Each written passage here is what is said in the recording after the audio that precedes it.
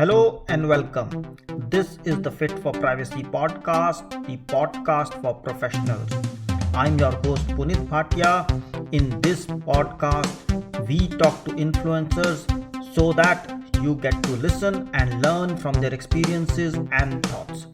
Remember, this is not legal advice, and if you need one, please contact a professional with your situation. So let's get started. Hello and welcome. Today I'm going to interview Mr. Saurabh Gupta, who is the CEO and founder of PlumCloud's lab. So Saurabh, welcome to the show. Thank you for And having me, Punit. thanks. So how do you describe what does PlumClouds do? Yeah, so we are a data privacy company. We basically operate in the SalesForce ecosystem. We have a solution that SalesForce customers can use as part of their compliance initiatives for GDPR, CCPA, and all the other data privacy regulations that are coming out. We've been in business for about 2 years. We have customers in Europe and US, and we have been constantly releasing new features pretty much every month or month and a half. That's very exciting. So you have customers all across the globe and GDPR is being hot still. Yes, so we initially started off with a lot of interest in GDPR, and eventually, in the last 2 quarters, I think a lot of interest has come from Salesforce's American customers, largely because of the CCPA timelines of 1st of January 2020. So you are also diversifying from GDPR to CCPA and then other data protection laws also? Correct. So our vision is that there is a universal data privacy standard that organizations can aspire to, and our product Cloud Compliance assists with implementation of those kind of global policies. So we are very much more standards driven, and it is very primarily granular enough so that if you're a large global enterprise and you want to serve specific requirements for GDPR or CCPA and address them for your constituents in Europe as well as in the US, you can do that with our product. That's exciting. So our audience should love it. But let's warm up for this interview. I'll ask you some quick rapid fire questions and if you can give me a short answer. So what is the one thing you hate about privacy? The one thing I dislike about privacy is just the sheer amount of noise around it. It's very hard for people to understand what it really means, how to implement it as businesses, so that you're making a material impact for your data subjects. And what is the one thing that you love about privacy on the other side of it? I think the thing I absolutely love about privacy is that it is so relatable to all of us. When if someone was to talk to you about lead routing software or CPQ or some other enterprise software, it's a very alien concept to most of the people who are not involved in day to day. But privacy is something that we can all relate to. It's becoming as fundamental as air, water, housing, shelter, things like that. It's very interesting. And how would you put GDPR in one word if you were to choose? I would say the one word for GDPR or any other data privacy law is trust. That's interesting. And what would be the favorite one-liner then about privacy? So the one-liner that we internally use around privacy, and it predominantly came out of the work we were doing on GDPR, is that data without consent is a liability. Oh, data without consent is a liability. That's interesting. And is there something that annoys you about privacy, the way it's being done, or? I think it'll go back to what I was mentioning earlier about the signal versus noise in the privacy space. Unfortunately, far too many software vendors, far too many consulting companies, a large number of people in the trade right now are all trying to exploit the sort of privacy wave that's going on. And there's too much noise, there's too much money spent on things that don't materially assist with privacy efforts that organizations want to do. So they're all well-intentioned endeavors. They're backed by partners and implementation consultants and software companies that are all claiming to solve the problem. But I think very few are really getting to the heart of the privacy initiative. Okay. So that's an interesting bridge to our next section, wherein we go more into some of the challenges and how things are. So, according to you, what's the biggest challenge you hear from people you are talking to? So yeah, it is interesting segue into that conversation because one of the biggest challenges that we hear consistently from our customers is understanding what do they really need to do. You see a whole lot of suggestions from all these other interested parties, including us, right? And they are all along the lines of how do you do how do your data security initiatives tie into privacy? How does archiving tie into privacy? Like literally all of these other ancillary industries around it. There is so much noise in this space that most customers spend a huge amount of time just figuring out what exactly do they need to do, right? There are laws and regulations such as GDPR and CCPA, and there is some level of clarity around what needs to be done. But when you think of it from an implementation point of view, they're all so subjected to interpretation, right? How my organization sees it, how a regulated industry customer sees it versus a retail or non-regulated B2C type business sees it. And the challenge for most customers is to really boil it down to the essence of what data privacy should mean for their business and to materially implement it. So, cut the noise and find out clearly what you want to do and how you want to do. Less PowerPoint, less documents, and at some point more real working software and processes. Yeah, and I think people are also struggling to interpret what the law means, what do they want to do. Absolutely, and I think the kind of work that you're doing in that space, Puneet, and the book that you've written, I think those are the kind of things that industry really needs more of on the thought leadership front of this and on the education side of it. And then what it needs is more of, once that what is more clearly defined, it needs more of that how, which is well engineered software, well thought through and implemented business processes, more training around those things. Okay, And so, good. And I hear quite a few people when I go and talk to them, and they say privacy laws are anti-marketing. Do you hear that statement, and what's your view about that? so it's interesting. You do hear that. I think part of it is really coming from there's a whole lot of businesses in the last 3 decades, I think, that have been built around just scraping data from various public sources, from the web, so on and so forth, and putting it together and selling it, repackaged and selling it, primarily without consent. Right? I hear a lot of that opposition coming from those segments for obvious reasons. In my opinion, this is one of the best marketing opportunities organizations can have. Because if you are constantly spamming me, whether on email or SMS or social channels, it's not working for your brand. That's marketing money wasted. But if you have a more well-defined consent around, around what channels I want to be contacted on, right?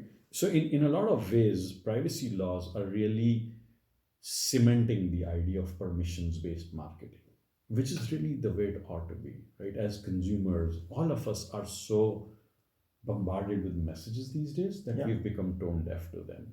So to me, it is a fantastic opportunity for marketeers and compliance folks alike to combine and really use it to the advantage of brands. I do want to hear from brands and companies that I really like to do business with. But the more they understand how I want to hear from them and for what kind of purposes I want to hear, the better off they're positioned to effectively spend their marketing dollars. Yeah. So you as a person, just like me, want to hear from brands, but want to hear what you want to hear rather than what they want to tell you. Correct. On your terms. On your terms, on your areas of interest.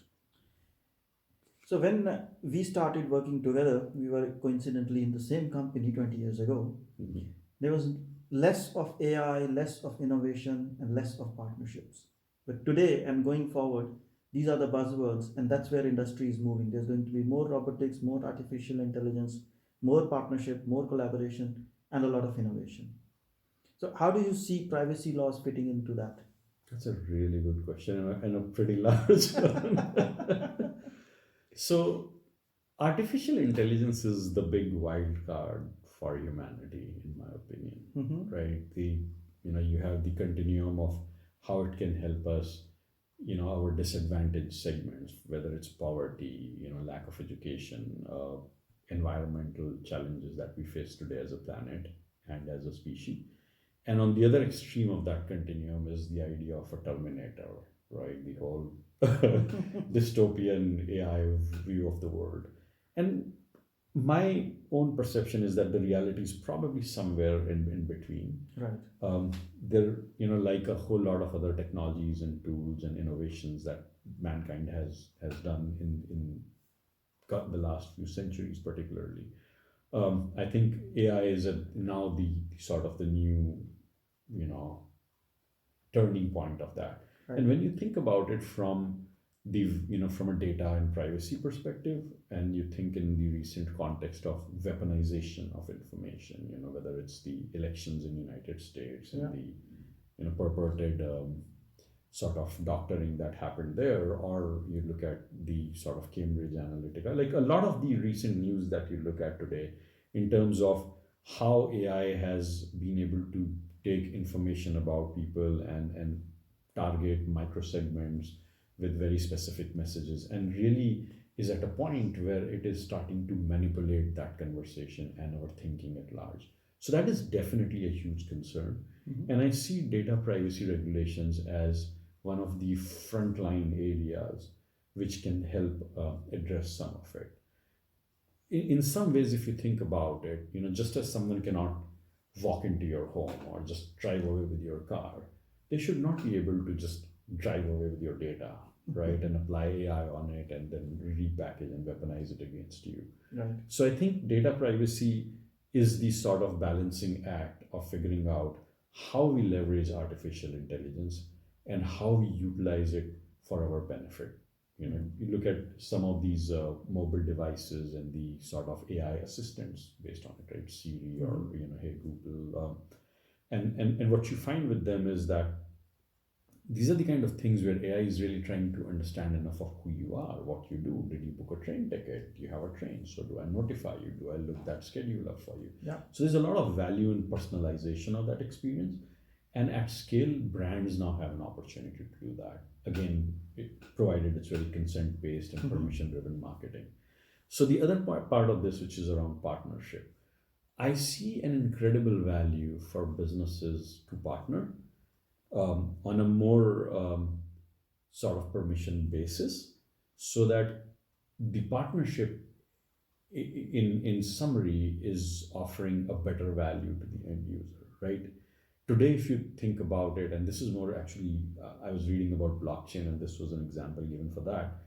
If you wanted data of aggregated or anonymized data of people who have type 2 diabetes and are between 30 and 40-year-old in America, and pharma companies spend a huge amount of money getting that kind of data, and that's insanely expensive data to obtain. I think if I remember the number correctly, it was something like $200 per record. That's the kind of money that you charge. But the end result of this is the data subject itself doesn't get anything. They don't even know, as a matter of fact. Right? This data is kind of processed from insurance providers and healthcare providers and all of that. It's anonymized, so there is, they try to kind of walk around the HIPAA type regulatory concerns around it. But eventually this data is processed and packaged and sold at this significant amount of cost. I see partnership and technologies such as blockchain and AI playing a huge role in taking some version of that revenue and extending it to the end user, right? So not only is it about me signing up for Gmail and getting free email in exchange for my privacy, right? Sorry, Google.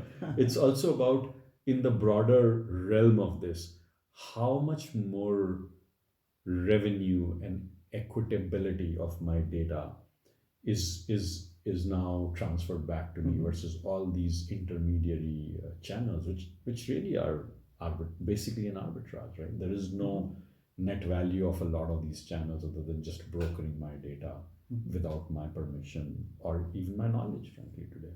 Sure. So we often, when we talk about privacy compliance, we talk about policies, procedures, systems, technology, and also we bring in the robotics and everything. But end of the day, behind everything that we are doing, there's a human. And most of my effort is into identifying how much of that human factor is playing in, and how do we fix that aspect, or how do we make these humans comfortable. So in your view, what is the role that human factor plays into compliance of privacy?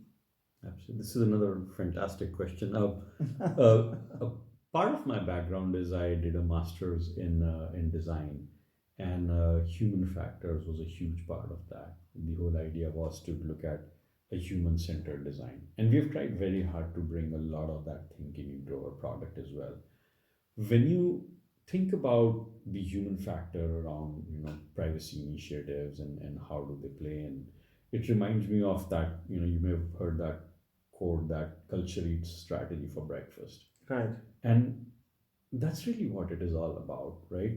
If you have a policy and an implementation and procedures and processes and standards that are not aligned with the way your organization works, the culture it has, right? The way people think about it and the change management around it. If that alignment is not there, then you run into this challenge where you have a policy that's fundamentally tone deaf, right? It just Yeah. is so unreal for people who are looking at it because they cannot understand why it exists. And despite of all the technology and software we can throw at things, at the end of the day, it boils down to how our people react to it, right? Like, this is one thing I find fascinating about retail, that the final delivery mechanism of the customer experience is your frontline person. Yeah. In a lot of organizations, that's the person who's paid the least amount of money. Right. So barista at a Starbucks, right, is the final person who's giving me an experience. All the $1 billion investment behind it in terms of the supply chain and real estate management and facilities and all of that other stuff is so subservient to that experience. It's the same thing with data privacy. All the work that we are doing here ultimately should empower our front-end person who's going to answer, who's going to respond to a DSAR, or who's going to look at, collecting information at an event of people, and who's thinking about, oh wait, is that consistent with our policies or not? Very interesting. So we talked about it's complex, we talked about it's challenging, but it keeps changing. And how do you keep yourself up to date in this changing environment? Because there are new laws being passed, there's a new guidance, there's new regulations, and then new trends. And people like you have to stay in touch with all this. So how do you stay in touch with the latest? So one of my favorite things to do is to spend as much time as I can with our customers.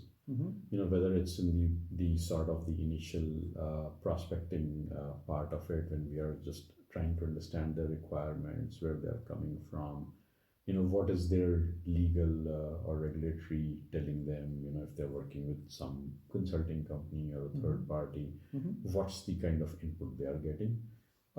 That influences quite significantly what we incorporate in our product, the way we think about these, because in the end, we are here to serve our customers, and that learning that needs to happen comes from that. So that is, I think, a third of how we are learning about these things.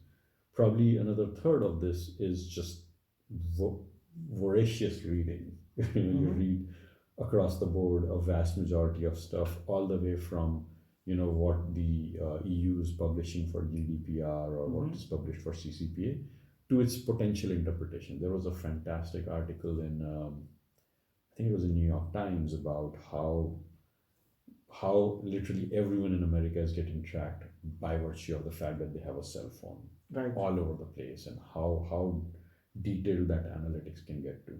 So that's the other aspect, not just understanding the legal and regulatory framework, but also looking at it from a very social and ethnographic perspective of what's translating, how is it translating, how do we look at these technologies and privacy and regulation, and how do we find a solution that sits on the intersection of technologically feasible answers right, with business viable propositions and things that are at the same time compliant from a legal and regulatory perspective.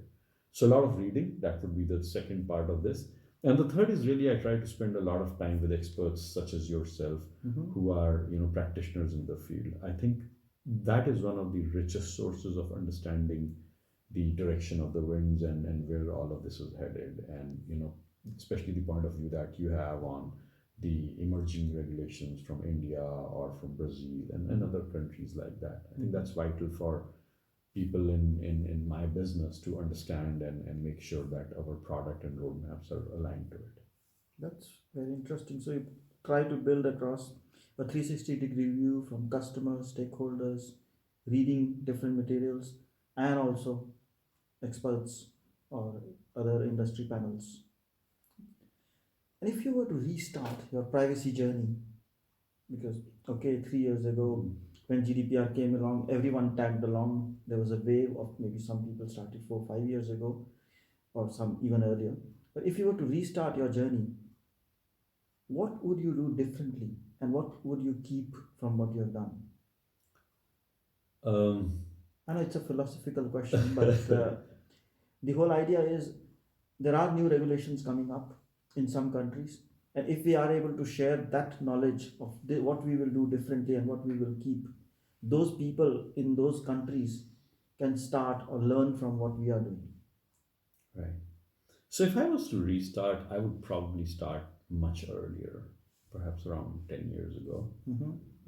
Because what did not dawn upon me up until, really until GDPR came and I started reading on it and some of these recent events, what I did not realize is the sheer power of technology in terms of collecting information about us, right? The reason we are talking about privacy today and why we all see it becoming so much more relevant, almost as a fundamental human right in the next few years, is because now it's only starting to impact us in ways that we never imagined. Right? And the thing that I would tell young professionals out there who are trying to look at this space, or people who are contemplating a career in privacy, is that it's a fascinating industry, but it's also a very noble cause. We're not trying to sell cigarettes, right? We are trying to do something that is legitimately a need for me as an individual. Even if I was not in this industry or in this profession, I still see the need for privacy, right? We all do. Yeah. And like clean air, clean water, we would like to have a cleaner set of privacy rules that drive how we and our future generations are dealt with. And I think that's the part that I would have gotten into much earlier. So that I think is what I would do in terms of what I would keep from where I am today. I feel very fortunate that I have been able to spend about the last 16, 17 years in customer facing roles. There is nothing that I have learned that's more valuable than what I've been taught by our customers, whether as part of SalesForce or now as part of PlumCloud. Just understanding from their perspective, their challenges, the way they are thinking, the sort of evolution that they foresee, and to be able to embrace that and incorporate it in our product, our thinking, our organizations, has been invaluable. I would definitely keep that part even if I was to start afresh. Great. So one of the things we do in this Fit for Privacy chats is keep them short. It has been fascinating to have you, and it has been very knowledgeable and useful information for our audiences. But what is one message you would pass in summary? I know you pass some messages in terms of keep on doing things, but what is it one thing that you would tell everybody who's working on privacy or watching this show, or maybe listening this show? Certainly. Well, if there's one message I would pass, I would say it is that one word: trust. I think we are now living in a time where nothing is more important than trust. Trust of our customers, our partners, our employees, our stakeholders, our communities. Data privacy is a fantastic space to be in, but it's a space that will only be built by and on the foundation of trust. And I'd like to believe that companies that are doing well today and will do well in future are the ones that understand that trust has to be their fundamental value. That's the DNA on which great privacy businesses will be built. Okay, that's a very interesting message. So thank you for being here, and we are glad to have you at Fit for Privacy. Absolutely. Thank you for having And me. all the success for your PlumCloud's Thank you. lab. Thanks for having me. Thank you.